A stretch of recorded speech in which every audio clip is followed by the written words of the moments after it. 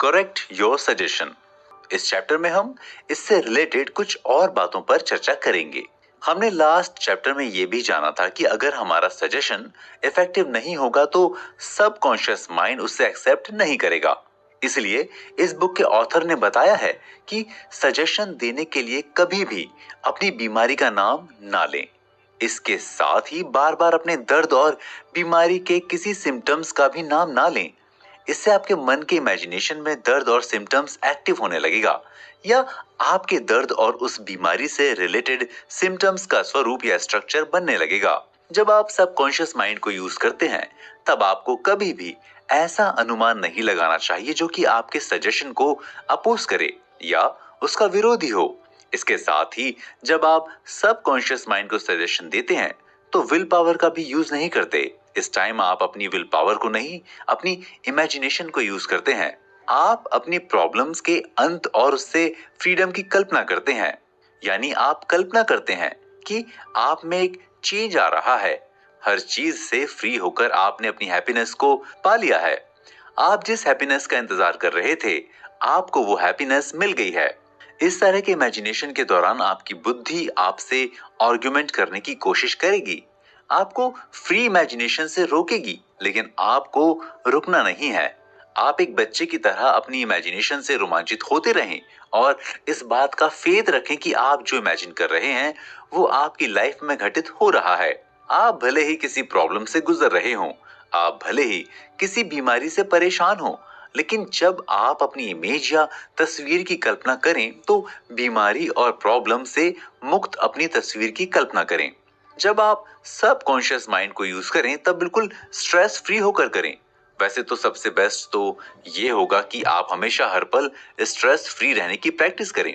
इससे होगा ये कि जब आप सबकॉन्शियस माइंड को यूज करेंगे तो आपको स्ट्रेस फ्री होने के लिए कोई एफर्ट नहीं करना पड़ेगा। आपके मन पर किसी बात का कोई प्रेशर भी नहीं होगा। तभी आप मन की स्वतंत्र स्टेज पर पहुंच जाएंगे और इस स्टेज पर जो इमोशंस या फीलिंग्स आपके मन में होती हैं उसकी कल्पना करें। आप अपनी इमेजिनेशन को जितना सिंपल रखेंगे, आपकी इमेजिनेशन उतनी ही नेचुरल और इफेक्टिव होगी। सोते समय आप सबकॉन्शियस माइंड को जरूर यूज करें। उस टाइम आप अपनी किसी प्रॉब्लम के लिए कोई प्रार्थना कर सकते हैं।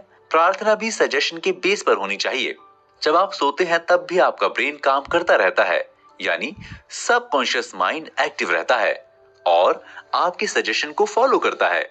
इसलिए आप सोते समय प्रार्थना में जो सजेशन देते हैं, सो जाने के बाद उस सजेशन को अपोज करने के लिए कॉन्शियस माइंड एक्टिव नहीं रहता है, लेकिन सबकॉन्शियस माइंड आपके सजेशन के अनुसार अपना काम करता रहता है।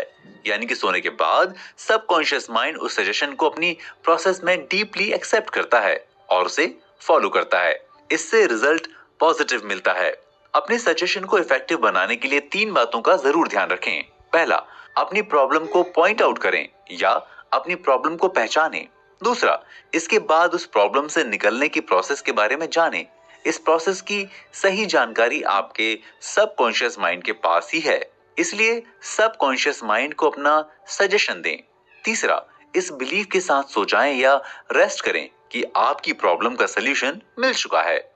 आप कभी भी अपने सजेशंस में इस तरह के सेंटेंसेस का यूज ना करें कि मुझे उम्मीद है या ये बेटर होगा, क्योंकि ऐसे सेंटेंसेस में पूरा फेथ नहीं होता। यानी कि आप अभी भी बस उम्मीद ही रख रहे हैं, इस बात पर बिलीव नहीं कर रहे हैं कि आपकी प्रॉब्लम्स दूर हो रही हैं। हमें इस बात को हमेशा मार्क कर लेना चाहिए कि हमारा सबकॉन्शियस माइंड एक टैलेंटेड मैकेनिक है। हम उस मैकेनिक से जो ठीक करने के लिए कहेंगे वो उसे ठीक कर देगा, क्योंकि वो हमारे शरीर के हर एक पार्ट को लेकर, हर एक सेल यानी कोशिका के बारे में जानता है। शरीर और मन में चलने वाली हर एक एक्टिविटी से वो परिचित है और उसे लगातार फॉलो भी कर रहा है। जो ऑर्डर उसे मिलता है उसे पूरा भी करता है।